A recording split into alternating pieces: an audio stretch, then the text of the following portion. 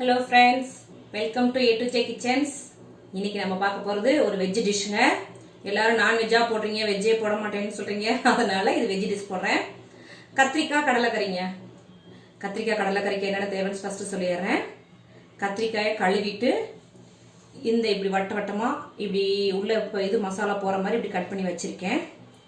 கடலை பச்சை கடலைங்க ஒரு பவுல் நிறைய எடுத்திருக்கேன். சின்ன வெங்காயம் அதுவும் ஒரு பவுல் நிறைய எடுத்திருக்கேன்.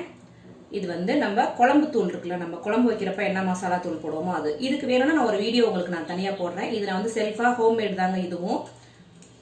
அந்த இது உப்பு தேவையான அளவு, புளி வந்து ஊற வச்சுக்கோங்க. நான் இப்போ உங்களுக்கு அளவு காட்டணுங்கிறதுக்காக காமிச்சிருக்கேன். ஒரு சின்ன எலும்பிச்சம்பழ பல அளவு எடுத்திருக்கேன்.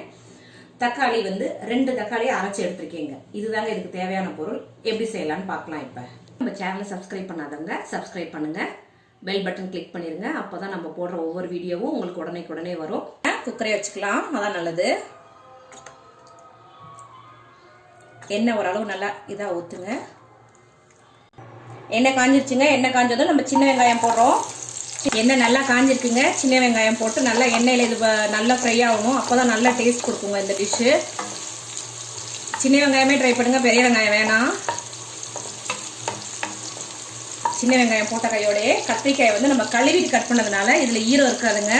அதனால எண்ணெயில போட்டு நல்லா இது பண்ணிக்கணும்.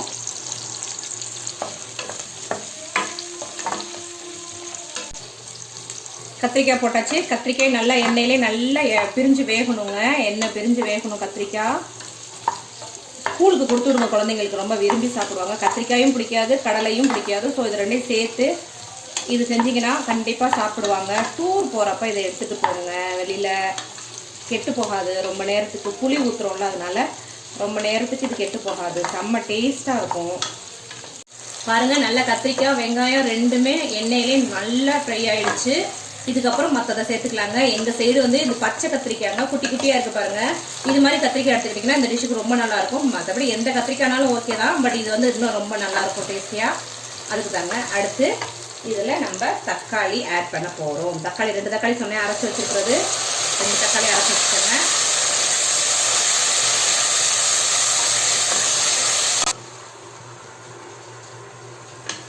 தக்காளி போட்டாச்சுங்க. பாருங்கள், இப்போ நல்லா அதுவே தெரியும் உங்களுக்கு. இது ரெண்டுமே ஒரு பேஸ்ட் மாதிரி இப்போவே கிடச்சிருச்சு. இன்னும் நம்ம குக்கர் மூடி விசில் போடுவோம். 2 விசில் விட்டுட்டு எடுத்தோம்னா செம்ம டேஸ்ட்டாக இருக்கும்.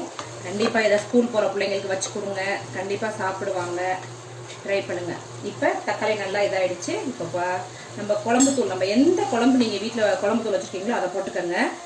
நான் ஒரு 3 ஸ்பூன் போடுறேங்க. இதுக்கு போதும், இந்த கிரேவிக்கு 3 ஸ்பூனு போட்டாச்சு. எல்லாமே நல்லா எண்ணெயிலே இது எண்ணெய் பிரிய வதக்கிக்கணும்.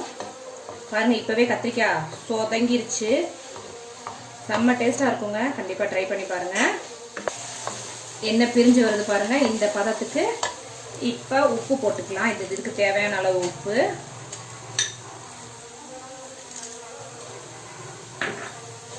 புளியை வந்து நல்லா கரைச்சி வச்சுக்கோங்க. நான் இப்போ உங்களுக்கு காமிச்சது புளியை அளவு காட்டுறதுக்காக தான் ஊற வைக்காம வச்சுருந்தேன்.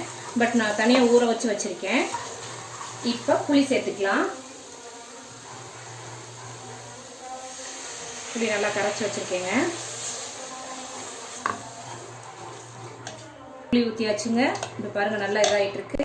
புளி ஊற்றியாச்சுங்க. இப்போ வந்து நம்ம கடலையை போடுறோம். பச்சை கடலை தாங்க இதுக்கு யூஸ் பண்ணணும். அப்போ தான் நல்லா டேஸ்ட்டாக வரும். கடலை எவ்வளோ வேணாலும் போட்டுக்கலாம். அது உங்களுக்கு இதுக்கு தகுந்த அளவுக்கு, உங்கள் வீட்டில் எவ்வளோ இருக்குதோ அதுக்கு தகுந்த அளவு. இந்த ஸ்டேஜில் கொஞ்சமாக தண்ணி விட்டுட்டு குக்கர் விசில் போட்டு மூடிடலாம். கொஞ்சமாக தண்ணி ஊற்றுறேங்க, ரொம்ப தேவைப்படாது. இது நல்லா எல்லாம் சேர்ந்து வேகிறதுக்கு அளவுக்கு தேவையான அளவு தண்ணி எல்லாமே இதுக்கு போட்டாச்சு. இப்போ லாக் பண்ண வேண்டியதாங்க. குக்கரை லாக் பண்ணிவிட்டு ஒரு 2 விசில், ரொம்ப வேண்டாம், லாக் போட்டுடலாங்க. 2 விசில் வரட்டுங்க. இப்போ விசில் போயிடுச்சுங்க. ஓப்பன் பண்ணி பார்க்கலாம் எப்படி இருக்குன்ட்டு. Yes, ready. பார்க்கவே அட்டகாசமாக இருக்கா? ட்ரை பண்ணி பாருங்க. கண்டிப்பாக எல்லாருக்கும் ரொம்ப பிடிக்கும். நம்ம சேனலை சப்ஸ்கிரைப் பண்ணுங்க, ஷேர் பண்ணுங்க. இதை சமைச்சு பார்த்துட்டு சாப்பிட்டுட்டு கமெண்ட் பண்ணுங்க எப்படி இருந்துச்சுன்னு. தேங்க்ஸ் ஃபார் வாட்சிங். this video.